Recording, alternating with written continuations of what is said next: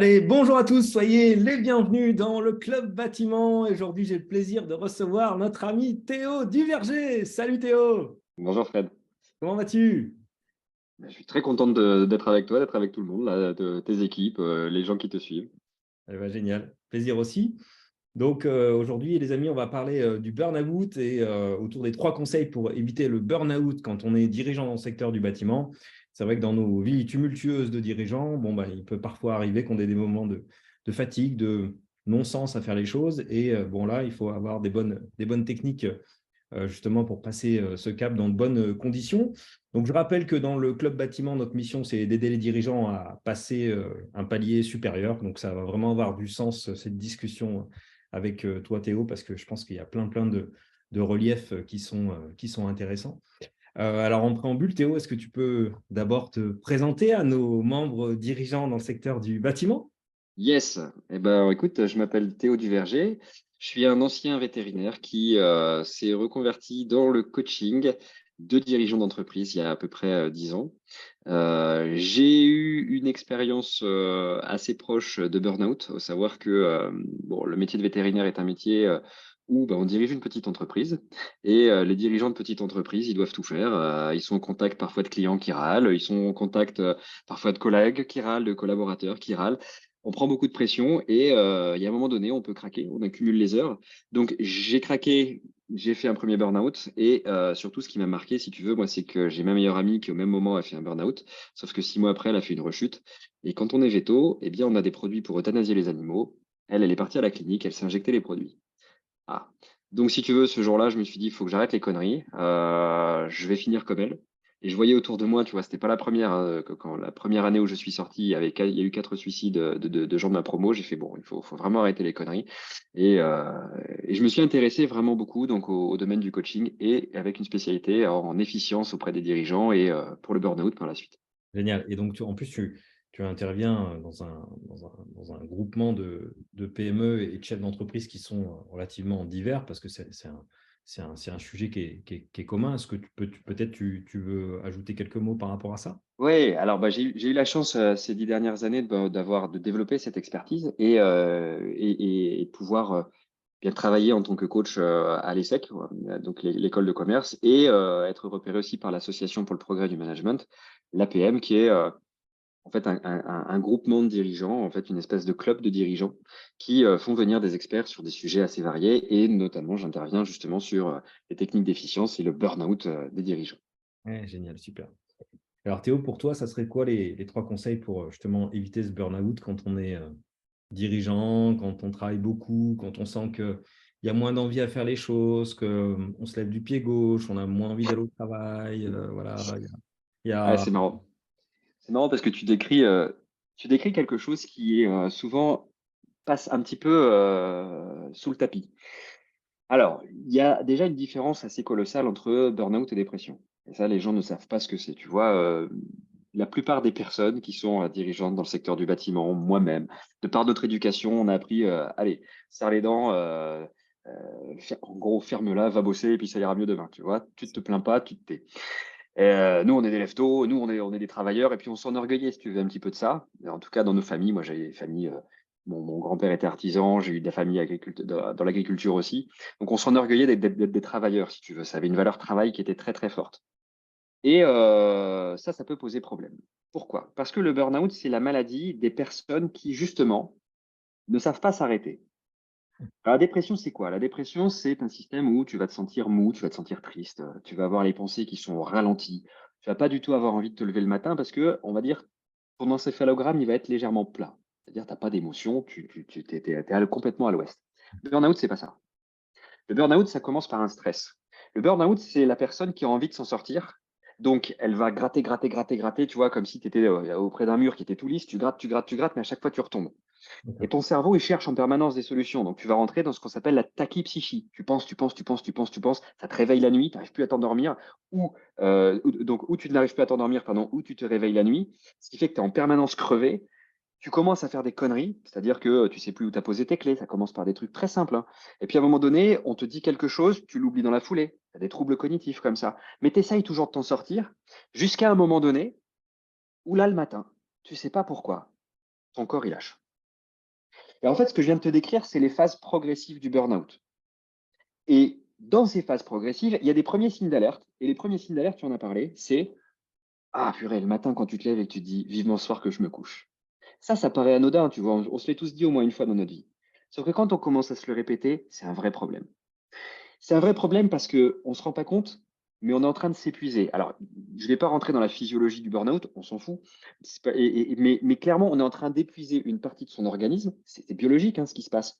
Mais nous, comme on est fort, on a appris à valoriser le travail, on ne s'écoute pas. Donc, le premier conseil va consister à s'écouter. Le burn-out, ce n'est pas la maladie des gens faibles, loin de là. C'est la maladie des gens forts qui ne s'écoutent pas. Donc, ils ont eu plusieurs fois les alertes, mais ils ne se sont pas écoutés. Et donc, tu sais, de ces alertes, on aurait pu s'en sortir, mais non, on a attendu le moment où le corps s'arrêtait complètement, et là, ça devient catastrophique. Là, pour redresser la pente, c'est beaucoup plus compliqué. Donc, la première alerte, c'est vivement ce soir que je me couche. La Voilà. deuxième alerte, ça peut être, tu sais, je vais t'inviter à prendre un verre un soir après le boulot, puis tu vas me dire, ah, ce soir, je suis crevé, puis demain, je démarre de bonne heure. Tu te désocialises. Tu commences à perdre tes potes. Pourquoi? Parce que tu es tellement fatigué que c'est la première branche que tu vas couper, en fait. Tu perds tes potes, ils t'appellent plus parce que tu n'as plus le temps, tu n'as plus l'énergie. Donc, ouais, Fred, on finit par l'oublier. Alors, ce que tu fais, c'est que tu vas conserver ta famille parce que ta famille, c'est important. Tu vois, on t'a dit, faut s'occuper. Donc, ce qui va se passer, c'est que le soir, tu vas t'occuper de tes enfants. Tu vas donner de ton énergie après avoir donné de ton énergie au boulot à tes enfants, à ta femme. Et toi, ce qui va se passer, c'est que tu vas t'oublier complètement, complètement, complètement, complètement. Le boulot va passer avant toi, ta famille va passer juste après, ton couple va passer après. Et toi, quand je vais te demander, mais toi, qu'est-ce qui te plaît? Quand est-ce que tu prends du temps pour toi? Tu vas me dire, bah, moi, à part le boulot, je sais pas, il y a plus rien qui, je suis plus personne, en fait. Ouais. On Donc, met imagine ce qui se passe. un mécanisme Ouais, de protection en place. Et c'est sûr que quand on est dirigeant dans le secteur du bâtiment, entre les SMS, les mails, les clients à ah, c'est mort. rappeler, effectivement, la pression sociale de bah, on a une famille à nourrir, plus aussi on a des salariés, donc un planning à remplir. Ouais, exactement. Quand on est dans cette roue-là, c'est sûr que, et puis que ça ne se passe pas très bien, c'est pas évident. Exactement. Alors, le burn-out, ça va entraîner des symptômes assez sympas. Justement, je t'ai parlé de l'incapacité à te bouger, mais tu vas avoir une énorme perte d'estime de toi. Confiance en toi, estime de soi, je mets deux choses différentes. Confiance en toi, ça va être plus au niveau technique. Ça va, tu sais faire le geste technique, tu vois. L'estime de toi, c'est putain, je suis qu'une merde, quoi. Hum. Je suis qu'une merde. Mais pourquoi ça m'arrive à moi? Tu vois, du coup, commencer à douter de toi. Alors, ce qui est assez pernicieux avec ce burn-out, comme il est généralement très mal soigné, quand tu fais un burn-out, on te dit, bah, vous allez vous mettre 3 semaines en arrêt, sauf que si tu changes rien, tu vas recommencer le boulot, 2 mois après, tu es encore à l'arrêt. Si tu vas chez un psy, 3 mois après, tu refais un deuxième burn-out. Le deuxième burn-out, il va être terrible parce que là, tu vas te dire, mais je m'en sortirai vraiment pas, en fait. Je ne m'en sortirai vraiment pas. Oui. Et l'erreur qu'on va faire aussi, avant d'être en burn-out, c'est qu'on va se dire, je vais attendre les vacances, ça ira mieux. C'est pareil. Tu prends des vacances, tu arrives à te détendre au bout de la première semaine, juste le week-end, tu sais, charnière, parce que tu as encore en tête le boulot, Madame Michu qui n'a pas fini son chantier et tout le machin, ça te travaille. Une semaine avant de reprendre, pareil, tu te remets à anticiper, tu te reposes pas vraiment pendant ces vacances. Et quand tu reprends le boulot, boum, en fait, ce que tu fais, c'est que tu creuses ta tombe au fur et à mesure. Donc, commencer par s'écouter. C'est con, mais ces signaux faibles sont des signaux qui sont super importants. Je sais qu'on n'a pas appris à s'écouter. Pourquoi? Parce que l'origine du burn-out, c'est pas notre travail, c'est notre enfance. Yes. Ouais, L'origine du burn-out, c'est ce que tu as appris quand tu étais petit, quand on t'a dit tu peux mieux faire les dans ta fondations. tête. Ouais. Dans ta tête, on t'a dit tu peux mieux faire quand tu étais petit. Quand tu étais petit, tu as dit OK, ma règle de vie, ça sera je peux mieux faire. Donc tu es devenu parfois perfectionniste. Tu as commencé à vouloir faire plaisir aux mouches. Tu vois. Et c'est jamais assez bien pour toi. Tu vas chercher la quadrature du cercle quand en fait le travail est déjà très bien, tu veux faire parfait. Donc tu Hum. passes du temps et de l'énergie. Deuxième, j'en ai parlé, c'est le soi fort. Allez, nous on serre les dents, allez, dans la famille, on se plaint pas, allez, machin. Ouais, sauf qu'un gamin qui n'a pas appris à se plaindre, c'est-à-dire à exprimer ses besoins à l'âge adulte, il garde pour lui, il garde pour lui, il garde pour lui. Le dirigeant, il garde pour lui ses emmerdes. Et le dirigeant, c'est un humain, hein, donc le stress, il l'accumule et il finit par exploser. Et la troisième injonction de l'enfance que tu as apprise, c'est fais plaisir. Et là, tu en as parlé en fait. Il y a mes collaborateurs, faut d'abord que je pense à eux. Il y a mes clients, faut d'abord que je pense à eux. Il y a mes enfants, faut d'abord que je pense à eux. Sauf que si tu penses à tout le monde avant de penser à toi, c'est comme dans l'avion. Hum. S'il y a un trou d'air, s'il y a machin, s'il y a pas, si pas un trou d'air, s'il y a, pardon, il y a une dépressurisation, bah, c'est sur toi qu'il faut d'abord mettre le masque. Sinon, tout le monde va mourir en fait. Et une des choses que moi j'ai constaté avec l'expérience et qui m'est arrivé aussi, c'est que souvent les moments effectivement où tu frôles le burn-out, où tu en fais un clairement, c'est souvent les moments où aussi tu es désaligné avec Ouais. tes clients et tes équipes. Et donc peut-être que ça, là, ça peut rejoindre ton troisième conseil. On en a parlé en Alors, préambule, mais… Ouais, alors le premier conseil, ça va vraiment être de s'écouter. Alors, c'est effectivement le conseil que j'avais donné en numéro 3, mais on va le faire en numéro 2. C'est le conseil qu'on va faire en numéro 2, c'est un truc qui est tu vas voir, c'est pas un truc qui est évident. C'est apprendre à dire non. C'est apprendre à dire non et c'est apprendre à prendre position, en fait, tout simplement. C'est apprendre à diriger à l'idée. On parle souvent du courage managérial. Courage managérial, c'est être capable d'avoir un conflit. Mais les gens ne savent pas ce que c'est qu'un conflit. Pour eux, un conflit, c'est on se fait la gueule, on se parle plus, on finit chez les avocats. C'est pas ça un conflit. Un conflit, c'est être capable d'entendre quelque chose avec lequel je suis pas d'accord et trouver un point commun. Et généralement, ce point commun, c'est quoi? C'est je ne dois pas faire de compromission. Si c'est pas bon pour moi, je dois être capable de dire non, c'est pas bon pour moi, je le ferai pas. Je donne un exemple qui peut éventuellement parler à ton auditoire. Personne qui dirige une boîte dans le bâtiment. Pour avoir déjà fait des travaux, ce qui arrive très souvent, c'est que le chantier commence bien. Pendant une semaine, les mecs ils sont à donf et après on les voit plus. On les voit plus. Et toi, dans ta tête de client, tu dis putain, ils font chier les mecs, quoi. Sans déconner. Moi, je dois être rentré dans la maison, c'est pas possible, il va y avoir des retards, etc. Tu le sais, hein, c'est le jeu, ma pauvre Lucette, j'allais te dire, mais tu le sais que c'est comme ça. Mais j'imagine la tête du dirigeant de la boîte de travaux aussi. Lui, dans sa tête, c'est mais je peux pas avoir qu'un chantier en même temps, mon pote. Sauf que si dès le début on te le dit, si dès le début on t'explique les règles, si dès le début on t'explique les bases, bah tu sais quoi, dans ta tête de client, ça t'apaise déjà un petit peu. Mm. Si dans ta tête, en plus, si dans la tête du dirigeant, tu es capable de dire non, monsieur, je ne peux pas accéder à votre demande maintenant parce que, bah, ça me rassure. Et toi, tu as dit non et c'est OK. Tu ne te sens pas obligé d'aller passer sur ton deuxième chantier à la fin de ta journée où tu as déjà trimé pour faire plaisir à ton client et qui n'arrête pas de te téléphoner, de te harceler. Enfin, Ouais. je travaillais beaucoup avec des architectes, c'est Non, un mais peu leur ça délire me parle aussi. beaucoup ce que tu dis. Et moi, une des choses que j'utilise souvent, c'est que c'est souvent le début de l'histoire qui fait la fin de l'histoire. Et le début de l'histoire, ben, c'est déjà de passer différents rendez-vous avec son client et de lui expliquer précisément comment ça va se dérouler avec des dates fermes et un échéancier de paiement ferme. Et ça, ben, un chantier qui se passe bien, il vient de ces différents moments qui ont eu lieu Ouais. avant de pédagogie qui permet de cadrer les choses et qui font gagner un temps incroyable pour la suite, alors que la plupart des entrepreneurs ne le font pas. Et c'est ce qui fait qu'ils perdent énormément de temps après, où il y a énormément d'appels téléphoniques parce que oui, comme c'est pas carré, ben, le client il relance, hein, Mhm. et comme tu l'as dit, bah, tu n'es plus là de la semaine, donc je relance, je relance, je relance. Les mails, c'est pareil, et tout ça amène de la désorganisation. Donc, il faut savoir donner au départ pour Ouais. ensuite recevoir ensuite, et c'est un socle important de développement d'entreprise. Une frontière qui est poreuse, c'est une frontière qu'on traverse. Si j'ai une frontière poreuse sur mon agenda, sur mon emploi du temps, bah, c'est normal que mon client va m'appeler le soir à 20h quand je serai rentré chez moi. La nuit, il va m'envoyer un SMS. Si la frontière n'est pas poreuse, c'est-à-dire si on a expliqué clairement, peut-être plusieurs fois, il ne faut pas croire que les gens comprennent tout du premier coup, hein, ça, c'est une illusion, hein. Quand j'entends ah oui, mais je lui ai dit, mais il fait pas. Ouais, Coco, je te rappelle que si tu veux apprendre une leçon, il faut y repasser plusieurs fois dessus.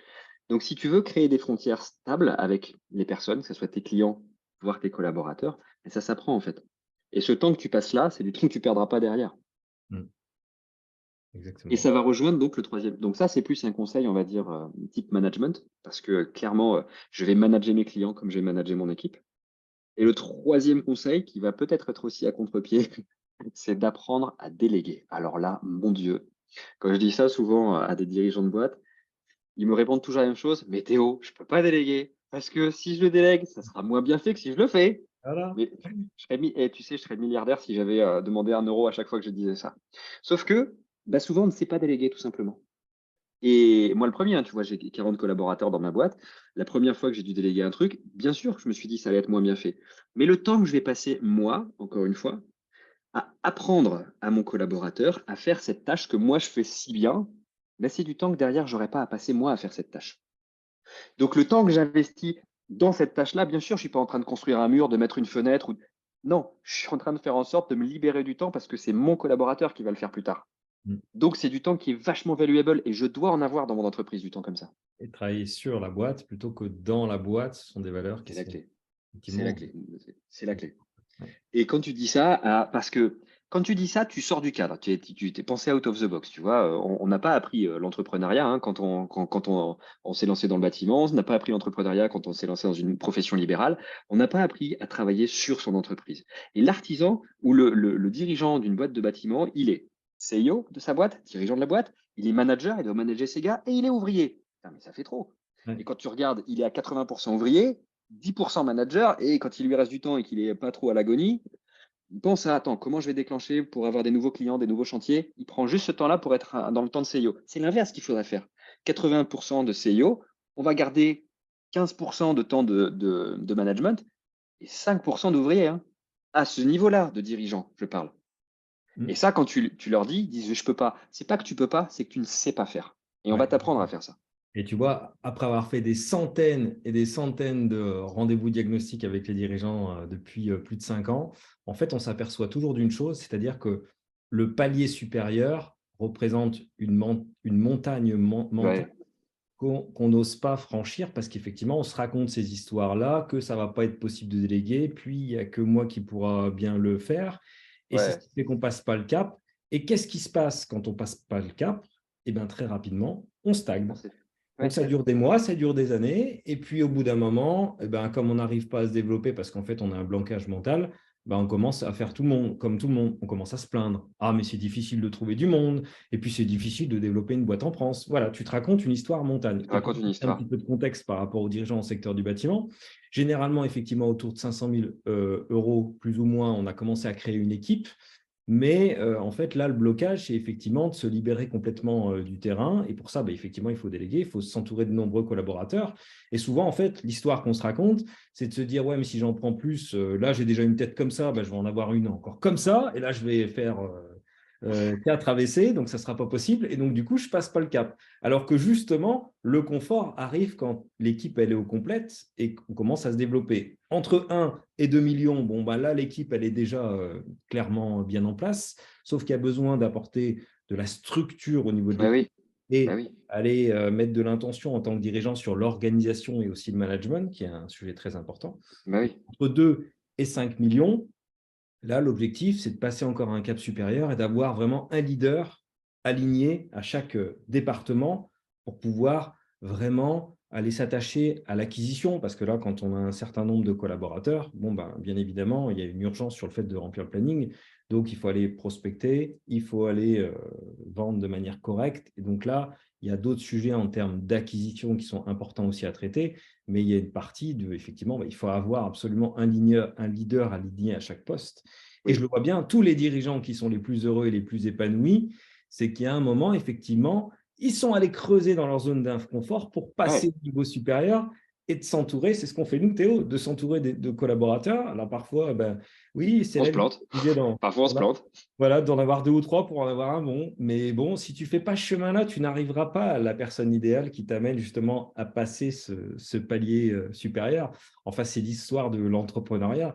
Et c'est ce qu'il y a aussi de très passionnant dans cette Ouais, et challenge. c'est là où tu vois qu'il y a une énorme part mentale, hein. C'est la première part mentale, c'est effectivement, je me raconte la même chose que tout le monde. Ça me sert à quoi? Ça sert à préserver mon ego. Oui, Ah bah, si c'est dur, c'est que, bah, c'est la conjoncture, c'est, machin, le ceci, le cela. Bah, ouais, fais comme tout le monde, tu auras les mêmes résultats que tout le monde. Et l'autre part mentale, c'est: «Ah bah, j'ai essayé, ça marche pas». J'ai horreur de cette phrase. Mais combien de fois tu as essayé? Ça n'existe pas, dit maître Yoda. Tu le fais, tu fais mieux la prochaine fois, puis mieux la prochaine fois, puis mieux. En fait, ça s'appelle l'apprentissage, hein. Tu sais, Fred, juste combien de fois tu as fait des essais avant de savoir marcher correctement? ouais. Tu Ah, dirais combien? je sais pas, 2000 fois? Ouais, c'est entre 2 et 5 000 fois. Ah ouais, Imagine si tu avais essayé 3 fois et tu avais dit: «Bon, j'ai essayé, ça marche pas», mon pote, tu serais encore à 4 pattes. À 4 pattes, ça peut être et tu rigolo, passes mais ta vie à quatre pattes. Non, mais c'est le bordel, là. donc en fait, déléguer, ce que tu dis en plus, c'est déléguer à quelqu'un, bah, c'est j'apprends en fait. Il y a pas de ça marche pas, c'est comment je peux faire mieux la fois prochaine. Et tu vois, je discute, moi dans mes amis très proches, un ancien, commandant du GIGN et qui me dit: «Tu vois, chez nous, c'est très simple, on a l'agence Tourisque». Tu vois, ils sont nombreux au GIGN, il dit: «On a l'agence Tourisque». C'est-à-dire, on a en dessous de nous un pôle de 5, 6, 7 personnes et c'est à eux qu'on parle. C'est à eux qu'on est capable de déléguer tout un tas de trucs. Parce que ces personnes-là, on les a fait monter en compétences pour qu'eux-mêmes derrière s'occupent de 10 personnes, 10 personnes, 10 personnes, 10 personnes. Et en fait, nous, comment on fait ça dans nos entreprises? Bon, on le fait pas souvent, hein. Nous, on est au centre de tout et on veut tout faire, puis on veut tout contrôler. Parce qu'on ne met pas cette énergie dans justement nos N-1 à les rendre ultra compétents, peut-être même plus compétents que nous dans certains domaines. Moi, j'adore quand mes N-1 est plus compétent que moi dans un domaine, hein. Carrément. J'adore. Parce que je sais que je peux dormir et que moi, je vais être dans mon rôle de dirigeant d'aller développer ma boîte, d'aller trouver des nouveaux marchés, d'aller créer des nouveaux produits. J'ai ce temps-là. Yes. Et souvent, moi, je parle de nous en disant qu'on est des super-héros du BTP parce que oui, ben, en France, tu as un niveau d'imposition qui est très très fort. Ben oui, c'est pas facile de trouver du personnel de qualité. Oui, il y a la hausse des matériaux, mais en attendant, ben voilà, tu as toujours deux directions. C'est soit tu prends la direction des pessimistes et tu attends que ça passe et là tu vas stagner et ta vie aura beaucoup moins de sens. Ou alors tu prends les devants et tu Ouais, t'entoures d'un environnement à succès. Et c'est pour ça d'ailleurs que nous, notre programme cartonne, parce qu'on offre un accompagnement complet autour des objectifs, vente, prospection, organisation. Il y a également des sessions de groupe qui permettent à chacun de se connecter avec ouais, le magnifique. dirigeant qui a un niveau supérieur et qui, ben, tout simplement, une fois qu'on a vu, moi par exemple, je regarde très bien les matchs de foot, hein. Je vois bien comment Ronaldo il met ses coups francs, c'est super, hein, mais je ne sais pas faire. Alors peut-être que si j'en fais quelques-uns avec lui, j'arriverai, quoi. Mais voilà, le fait d'être dans un groupe, ça c'est hyper important. C'est ce que tu fais aussi dans la PM et c'est ce que tu fais aussi dans toi personnellement sur ton business. Et c'est ce qu'on fait nous aussi, hein, parce Ouais, qu'on ouais. investit des dizaines et des dizaines de milliers d'euros chaque année. Il n'y a que comme ça que tu peux progresser. Sinon, C'est ben, l'apprentissage. Tu sais, moi, je pense que, en tout cas, dans ton secteur, alors c'est un secteur avec lequel j'ai un petit peu travaillé dans des énormes structures, des énormes structures. Il y avait plus de 700 collaborateurs. Donc, je pense que c'est pas tout à fait, toi, aujourd'hui, les personnes avec qui tu travailles. Mais pour avoir travaillé avec beaucoup de professions libérales, entre 10, 14 salariés, des architectes, pareil, ben, quand on apprend ce métier, par exemple, d'architecte, on apprend le métier d'architecte. Mais il n'y a pas d'école d'entrepreneur du bâtiment. Et parce que tu as fait, toi, c'est une école d'entrepreneur du bâtiment, en fait. Tu vois, c'est vraiment ça. Et je sais pas, tu sais combien ça coûte un MBA à l'ESSEC pour se former? Un MBA à l'ESSEC, c'est entre 40 et 50 000 euros.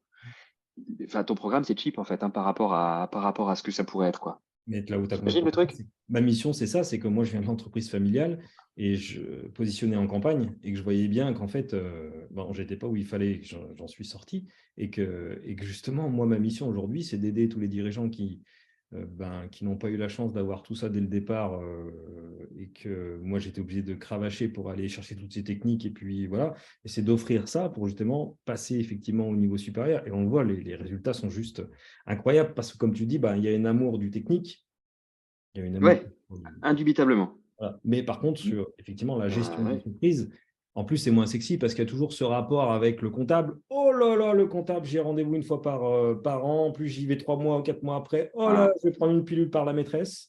Voilà. Sauf que quand tu apprends à gérer tes chiffres, Eh ben oui, là, quand le tu apprends à plaisir. piloter tes chiffres, voilà, c'est Là, plus le pareil. plaisir prend place sur ouais, j'ai des objectifs, je prends du plaisir à les mettre, process de vente, satisfaction client, Bah oui. prospection, organisation.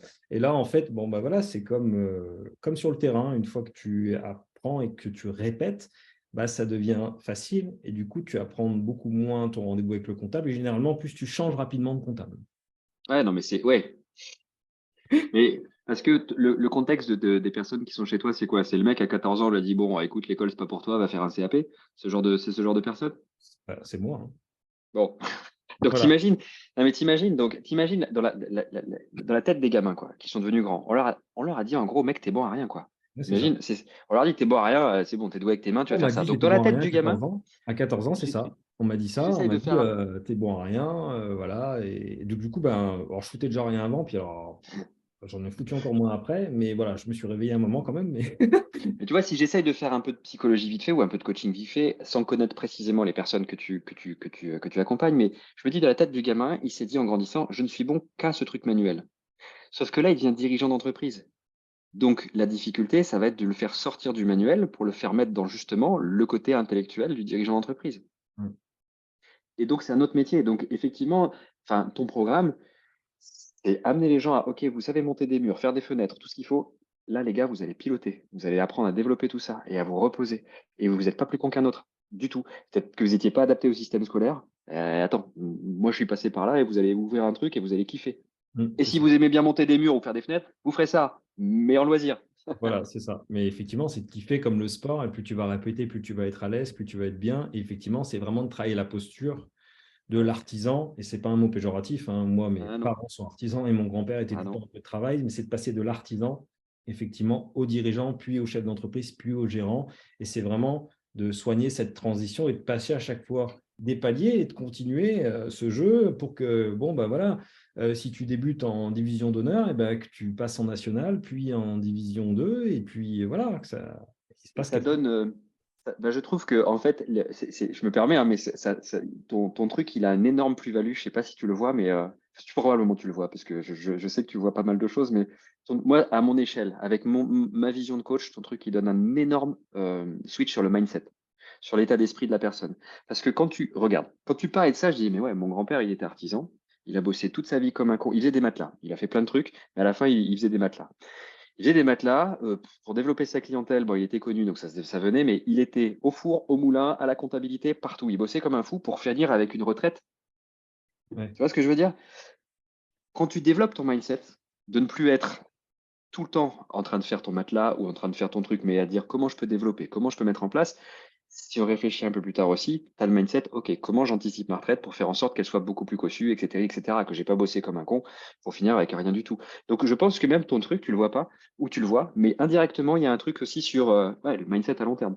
Ah ouais, c'est certain, c'est certain. Ouais, c'est sûr qu'il y a plusieurs phases. Certains ont la chance de prendre ces phases-là à 25 ans. Nous, ce qu'on constate, c'est que c'est souvent, voilà, tu as été sur le terrain, tu t'es quand même un peu fatigué, bon, tu as quand même fait grossir ton équipe. Bon, tu arrives à 35 ans, tu commences à avoir des enfants. Et il y a un moment, bon, ben, là, il y a la douleur qui résonne de tu passes pas assez de temps en famille et finalement, ben, tes enfants, tu les vois pas grandir parce que c'est quand même tous la sensation qu'on a. Et Ouais. qu'à un moment, ben, il va falloir prendre les rênes de ta vie et décider à 100%, parce qu'aujourd'hui, tu es 100%, on est tous 100% responsables de nos vies. Et donc, bon, bah voilà, c'est soit tu subis, soit tu prends les choses en main. Et le fait d'être entouré d'un groupe à succès, bah, ça permet d'aller de l'avant. Et c'est juste génial, quoi. Voilà. Un truc que je voudrais donner à tes auditeurs, et c'est une question qui est assez puissante et qui déclenche souvent des émotions quand tu le fais bien. Ceux qui se posent des questions, ceux qui doutent, ceux qui sont un petit peu court-termistes, j'allais dire. Ouais, mon Dieu, la conjoncture, etc. Je vais retravailler un peu plus parce que machin, ceci, cela. Tu viens de m'y faire penser quand tu parlais des enfants. Vous voyez, une question, je leur pose tout le temps, c'est imagine, tu es au dernier jour de ta vie. Là. Tu vas mourir demain. Cherche pas, tu as 90 ans, demain, tu es mort. Retourne-toi et vois le jeune de 40 ans qui se dit, alors non, mais je vais bosser. C'est vraiment ça qui est important ou il y a pas d'autre truc? Qu'est-ce que tu regrettes là-bas à 90 ans? Ah, je regrette de ne pas avoir vu mes gamins assez. Ok, ben, ok, ramène ça au gars de 40 ans et va lui expliquer. Demande à ton vieux toi d'expliquer au gamin de 40 ans qui est en train de faire une connerie, que ce qui lui paraît urgent, important, à la fin, tu es tout seul, tu crèves tout seul, hein. Il n'y a personne pour te tenir la main, ton gamin, tu ne l'as pas vu, il va dire ah, j'ai pas vu mon père, je n'ai pas vu ma mère. C'est con, c'est trash, c'est bourrin de faire un peu ça, mais ça remet un petit peu les choses en place aussi. Ouais, Tu vois, exactement. on remet de l'urgence à cet endroit-là. Kiffer l'entrepreneuriat et tu parlais tout à l'heure de choisir et dire non aux autres, c'est savoir se dire oui à soi-même, choisir ses clients, choisir ses collaborateurs. Ben voilà, à chaque fois que vous avez un entretien d'ailleurs avec quelqu'un, moi il y a une chose que je dis souvent, c'est comment tu te sens après cet entretien? Est-ce que ton niveau d'énergie il est passé de là à là ou il est passé de là à là? Si c'est ça, tu switches. S'il est passé là, tu gardes et tu vas plus loin avec ce client ou ses collaborateurs et tu sais que c'est là qu'il faut que tu ailles parce que ça te nourrit et ça éveille ton envie, ta joie, ta bonne humeur. Et l'entrepreneuriat, c'est ça, quoi. Complètement. C'est développer votre personnalité à travers ce que que vous produisez. Yes. Eh ben, je pense que Théo, on pourrait en débattre pendant des heures. Ah ouais. Juste, Ah, c'est notre passion, hein. bah oui, c'est vrai. C'était vraiment cool. Merci en tout cas, Théo, pour toutes ces riches informations. Alors, est-ce que tu veux nous expliquer un petit peu ce qu'est ton programme? Tu auras également la possibilité de mettre tes liens en commentaire de cette vidéo. Est-ce que tu peux nous en toucher deux mots? Ouais, alors moi j'accompagne vraiment les personnes en burn-out, mais j'allais te dire, les personnes en burn-out, elles viennent pas chez moi, elles vont chez le psy, puis elles se rendent compte que bah, elles retombent en burn-out. Donc moi j'accompagne les personnes qui sont souvent en rechute de burn-out.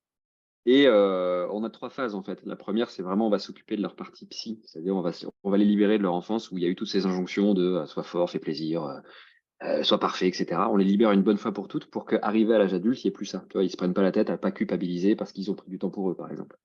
Une fois qu'on a fait ça, on va leur apprendre à être plus efficient. Parce que pareil, imagine une personne qui est bien dans sa tête, mais qui retourne au boulot, qui est massacrée par une ensemble de tâches, elle retombe en burn-out. Et ça, c'est pas chez le psy que tu apprends l'efficience. Donc, tu vois, on a rajouté des gros modules sur l'efficience, sur les bilans de compétences, bilans d'appétence aussi, parce que parfois, t'as des gens, ils ont fait des études, ils se retrouvent dans un métier, mais c'est pas leur énergie, donc tous les jours, ils s'épuisent. Et derrière, le troisième grande phase, on va te dire, c'est une phase où on va leur apprendre à communiquer.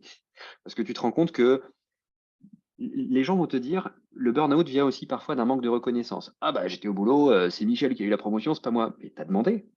Non. Bah, j'ai pourtant bossé comme un con, je ne l'ai pas eu. Mais tu n'as juste pas demandé, en fait. Ouais, une fois, j'ai essayé de demander, je me suis fait avoir. Comment tu as demandé? Ah ouais, mais c'est une catastrophe. Donc, en fait, on apprend aussi les relations interpersonnelles. Donc, comment justement je manage mon N+1, mon N-1, mes collaborateurs, mes enfants, ma femme, mon mari. Et tout ça, c'est hyper important pour faire quoi? Pour prendre sa place, en fait. Pour mettre ses frontières. Tu vois, il y a trois phases. Et nous, on dit, voilà, quand vous sortez de chez nous, il n'y aura pas de rechute parce qu'on a bordé tous les dangers qui font que vous seriez capable de retomber. Ouais. Et il y a un truc qui résonne là quand tu m'expliques tout ça, c'est que, enfin, quand tu nous expliques tout ça, c'est qu'effectivement, euh, le management, il borne notre vie globalement et la vente, moi je dis toujours aussi, on est toujours vendeur de quelque chose, que ça peut être de Oui. la bonne humeur ou d'un service ou d'une fratrie ou je ne sais pas, mais en tout cas, c'est sûr que le management global, ça borde nos vies. Hein, Les relations interpersonnelles, tu vois, alors je vais rapprocher à ton audience, c'est-à-dire les dirigeants d'entreprise, ils vont te dire, moi, ce qui me saoule, c'est manager les gars. Tu vois, en permanence, mais ça va être manager leurs clients aussi, ça va être manager leurs fournisseurs parfois. Ouais, ça fait partie du truc. Moi, alors, pour avoir beaucoup bossé avec des architectes, ça fait partie beaucoup du truc, en fait, de savoir prendre sa place. Pourquoi Michel, il a eu l'augmentation et pas toi? Michel, il a une putain de grande gueule. Et Mm. Michel, il a appris à demander. Michel, il a appris à ne pas se laisser faire, à pas se laisser marcher sur les pieds. Il a appris à se vendre aussi pour te rejoindre. Mm. Donc, c'est des compétences à développer. Et nous, je te dis, ça vient en troisième position. Déjà, on va te calmer, on va t'apprendre à être un peu plus efficient plutôt qu'efficace, à marquer les 4 premiers buts et jouer en défense pendant tout le reste du temps.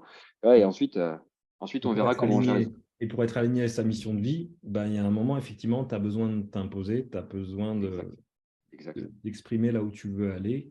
Et oui, ça demande de temps en temps, effectivement, ouais, d'appuyer un petit peu sur ce qui a du sens. Et c'est des outils, hein, tu vois, ça pareil, ça c'est pas des trucs que tu apprends à l'école, c'est des outils que tu apprends en coaching, en psycho, c'est des outils que tu apprends techniques de vente, justement. Moi, j'utilise quelques techniques de vente derrière pour apprendre à se vendre quand je veux demander une augmentation. Bah ouais, c'est des outils que tu apprends et que tu fournis, justement. C'est pas chez les psy que tu vois ça. Mm. Et c'est pour ça où on a vraiment une vision plus globale, si tu veux, chez nous. Et j'adore les psys, hein. Je veux dire, j'ai aucun souci avec eux, ils ont vraiment leur légitimité. Et je pense que traiter le burn-out uniquement sur le volet psy, c'est la foire à la rechute. Ouais. Yes. Bon, bah, super, eh ben, Théo, merci pour ce moment de joie et de bonne humeur. Ah, merci à toi, c'était cool. Ouais, c'était super. Et puis, bah, écoute, on aura peut-être l'occasion d'en reprogrammer un suivant. Avec grand plaisir. En tout cas, si je peux aider, on est toujours là. Allez, salut à tous, belle journée et puis soyez heureux. À bientôt. Ciao.